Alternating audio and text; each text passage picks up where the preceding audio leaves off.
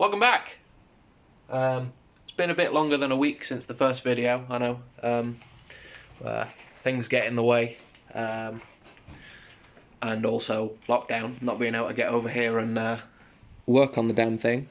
So it's not in very dissimilar condition to how it was at the end of the first video, apart from up here. Look at that. We've got some panels in there now. I need to get hold of a die grinder so I can grind back the welds in the corners. I need to continue building up the beads. Like this side is pretty bad. Need to build up another couple of layers and then grind it smooth so it's not a instant step on the panel. I don't want to use filler on this, especially not in the engine bay. Shock tower is all patched in and as it should be. Also, the engine's here now. For the first time in, I want to say about a year and a half, the engine is in the same place as the van. Ain't it a beauty? Ain't it just purty? It's not. A bit of a nail. Debating painting the block, but I don't know. I kind of dig the fact that it's grotty, and as we found it when it was in the donor car, apparently the donor car came out of a horse field where it had been for many years. There was nothing left of the chassis. There was barely anything left of the engine, but we took it anyway. Also, a good friend of mine suggested taking all the paint off in there. I'll probably post a picture somewhere around here of how it looked without paint on it. I'm debating it because it looks pretty sick. Looks pretty sick indeed. Today though, what we're here to do is to start mucking up for the wiring loom. As we can see here, big sketchy box of unlabelled wiring looms.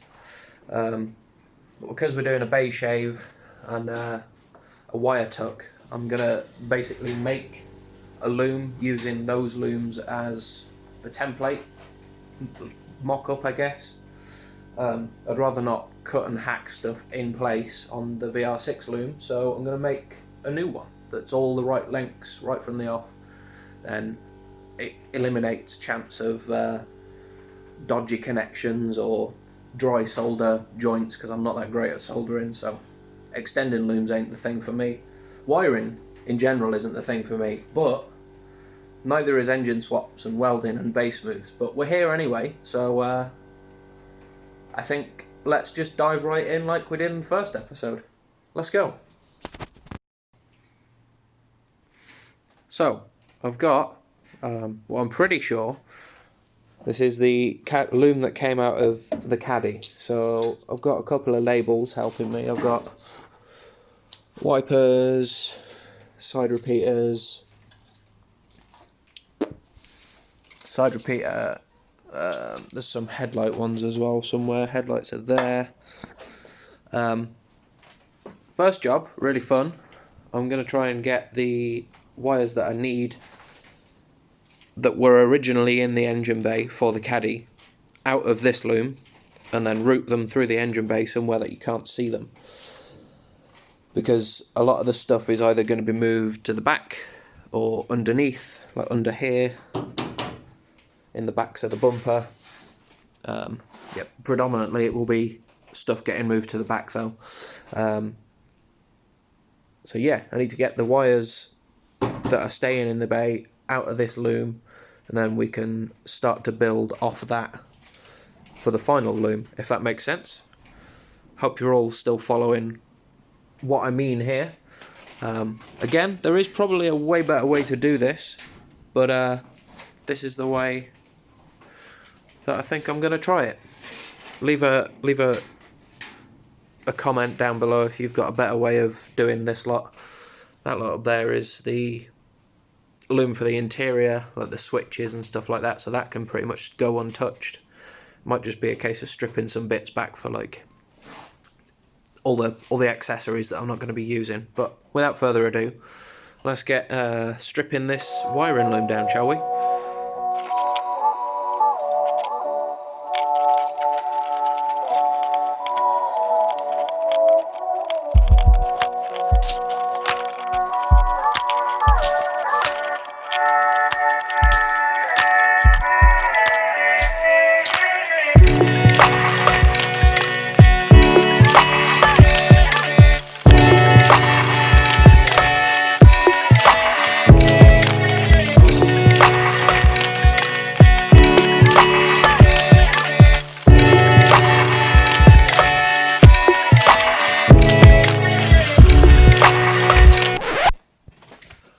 second thoughts, fuck that.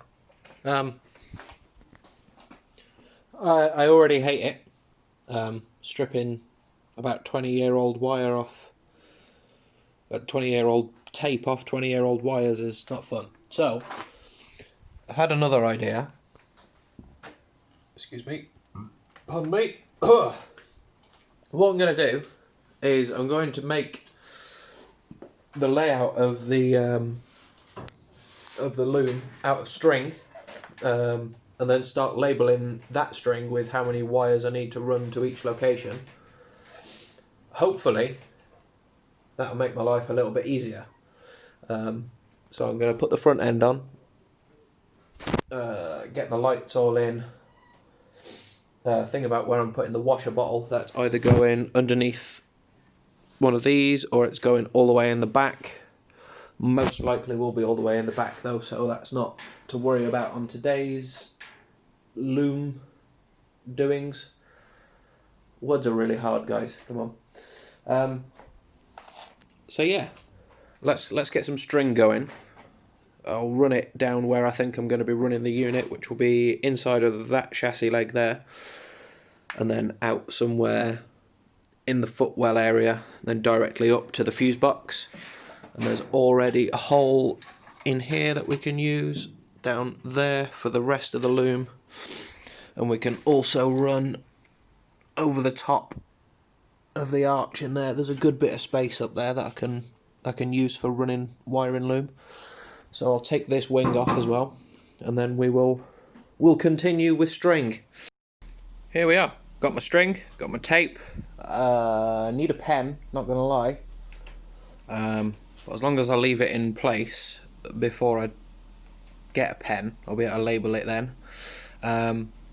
This is either gonna cut to a time lapse, or it's either gonna be a load of string dangling down from the slam panel and in over there.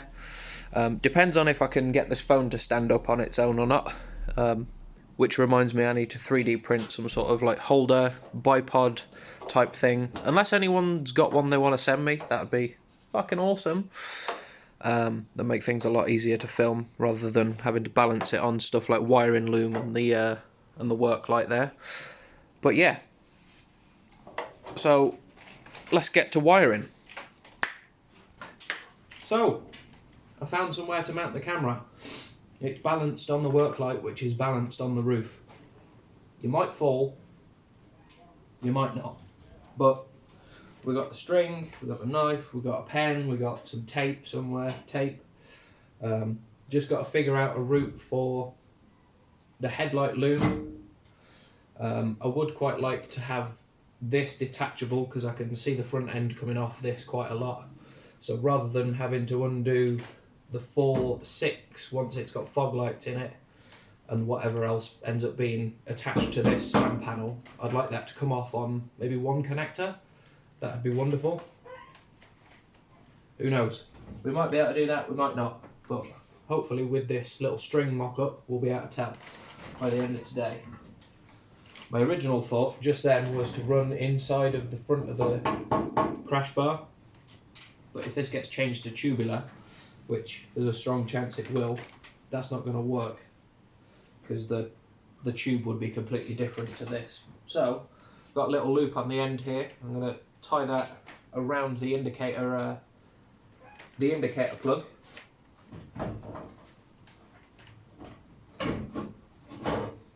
So this is going to be the furthest point away from the start of this loom. ECU sits over in that corner over there, at least I'm pretty sure it does. I know it's tight with the wipers and everything, but it should be grand. I've just done that wrong. Go through the fucking hole.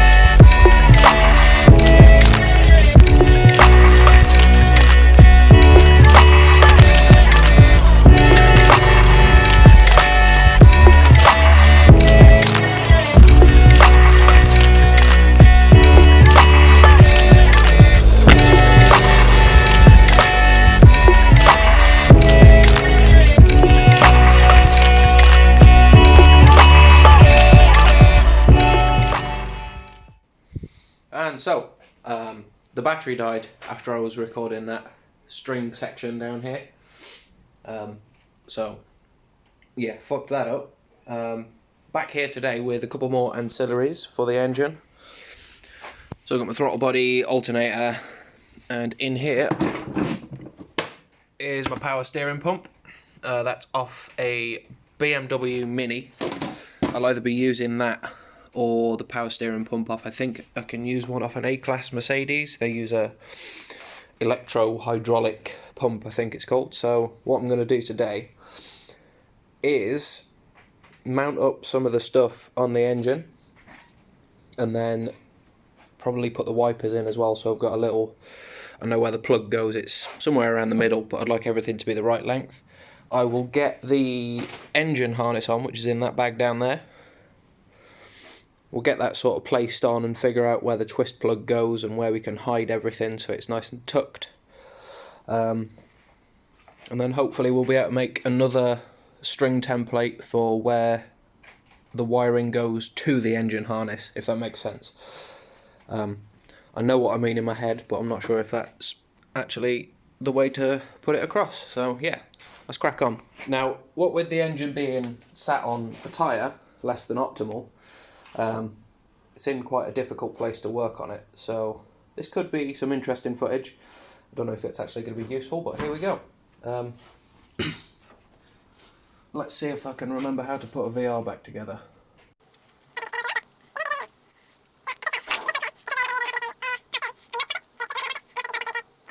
If it's on its own, etc, etc. Oh, I can't put that on because it hangs below the engine and it's on a tyre. Oh well. Inlet then, I guess.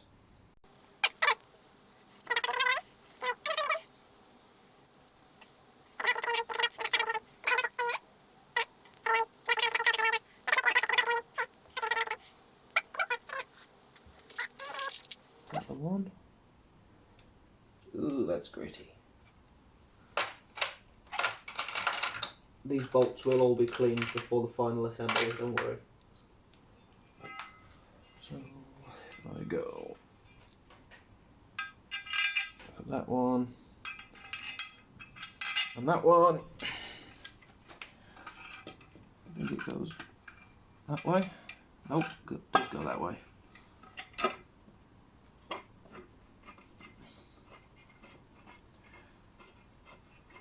Or does it?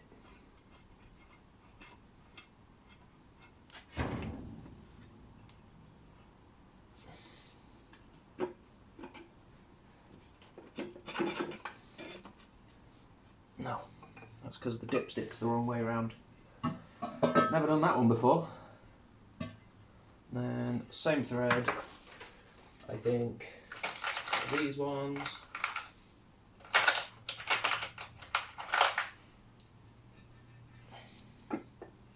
Actually, I will put one in the bottom of this so that the inlet doesn't flop backwards.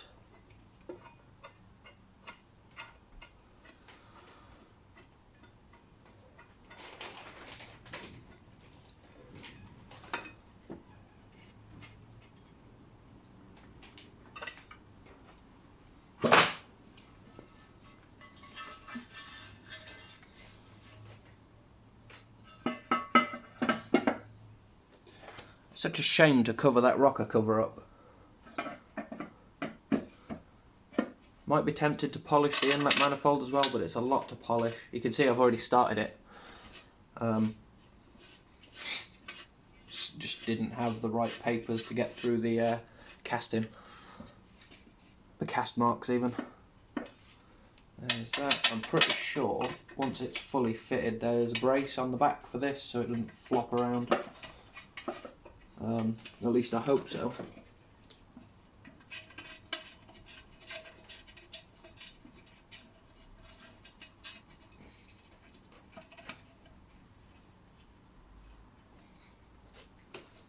Oh, it's the first time I've seen it like that for a while.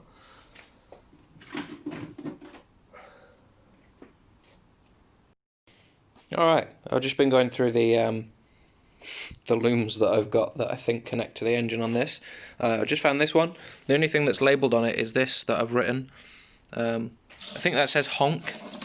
So I believe this may be the loom that we recreated with the string, but off the front of a Mark III Golf.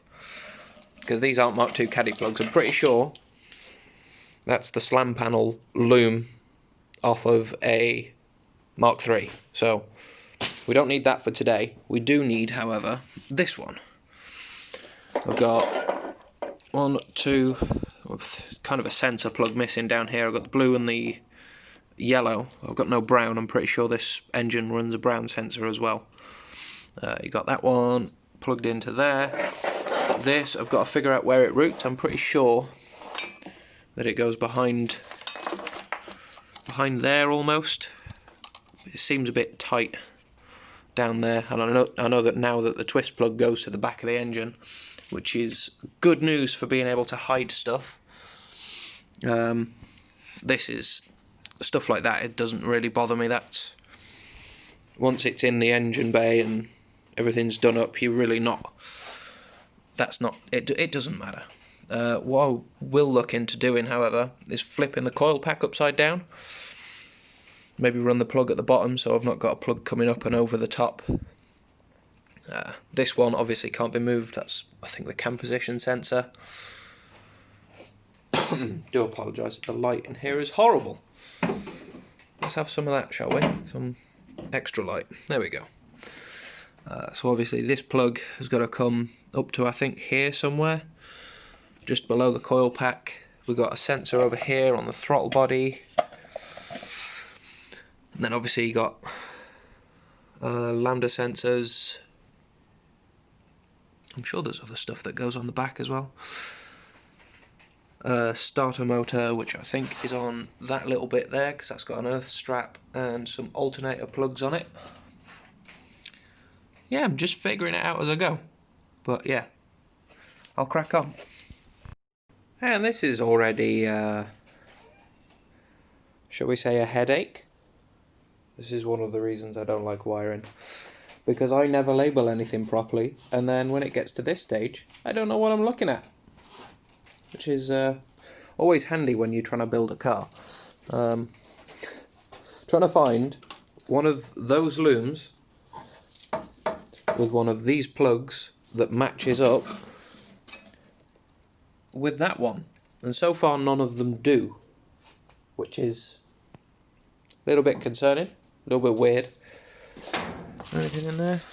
No. What is that for though? Oh my lord. Offside headlight. Don't need that. So this one I'm pretty convinced is, I mean, I don't know. Look at these. That's not OEM, surely. I'm somehow missing a loom. I've got a Mark II Caddy complete loom there. I got the slam panel loom off a Mark III there. I've got some weird shit in there. And then this loom, which is into the ECU for the VR6. Follow it down, follow it down. That splits off into two, like here. And then you go down to this plug, which I was like, oh yeah, shit, I found the one for the engine. But no, this has got a really small diameter compared to that. So I don't know anymore. I'm 90% sure all of this came off the same car. But I am starting to doubt myself. Yeah, weird. But on a plus side, let's just fuck all that off over there for a second. Get rid of that. I think I've got most of the plugs sorted on this engine loom, but again, doesn't look right. I've got the coil pack flipped upside down, so that plug is now down here. This will need shortening to get that nice tucked look. That plugs in. I've got two two plugs down here that don't seem to go to anything, and I've got this thing, which I believe was bolted to the bulkhead of the Mark III like this, about there, that has two 2-pin plugs. Now, on this engine loom, I only have one matching plug available. Well, no, that's a lie. I'm sure I've got another one. No, yeah, I have only got one. Now, these are obviously something vacuum related. There's a big vac line on them, and the two outputs here and here. Can I delete them? Question mark, question mark. VR people, holler at me. Help, I guess. I really don't know what I'm looking at down here. So I believe this is something to do with an old alarm. Help if I actually held things in front of the camera. Got two inputs there, and like an on-off switch. Obviously not OEM, so don't need to worry about that for now. This one here, that's the honk wire. So that, I believe that is the old slam panel harness off of the Mark III.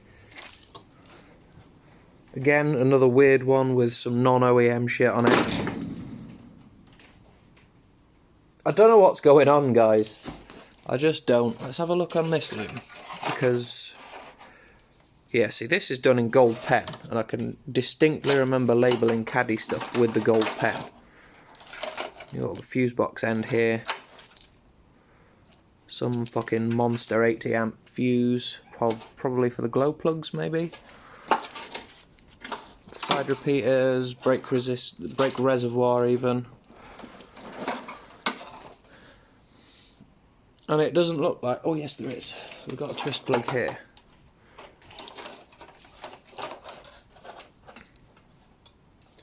Got 3 big ones in the middle, 2 to the side of it.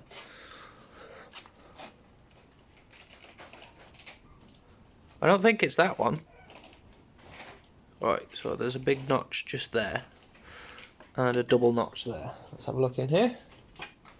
Are you fucking kidding me? I think this might be the one. Ha! What a dickhead. Right, let me put the camera down and I'll report back in a second. It wasn't the one. So we're kind of back to square one again as far as finding the engine bay loom for the Mark III. Yeah, it's going great. It's going great. It's not in there. I know for a fact it's not in there. We've got a little bit of interior loom down there. Some drive shafts and shit, but definitely no engine bay loom. It's not in the back.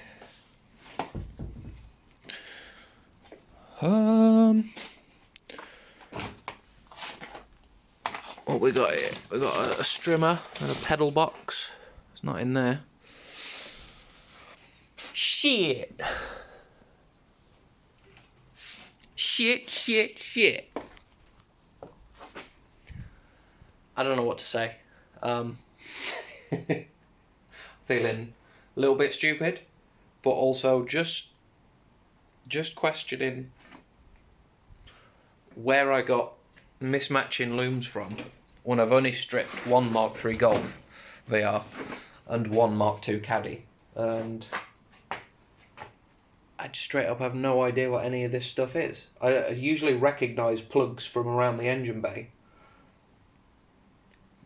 Not today, and the fact that I can't find this fucker, like, something's weird. I don't think I've got the right looms here. But I got that one mounted up, which is kind of what I came to do today. Get some beauty shots of the engine for the thumbnail. But yeah, my apologies for the lack of progress in this video and the battery running out, but do stick with me because I'm gonna find that loom. I'm gonna get it sorted.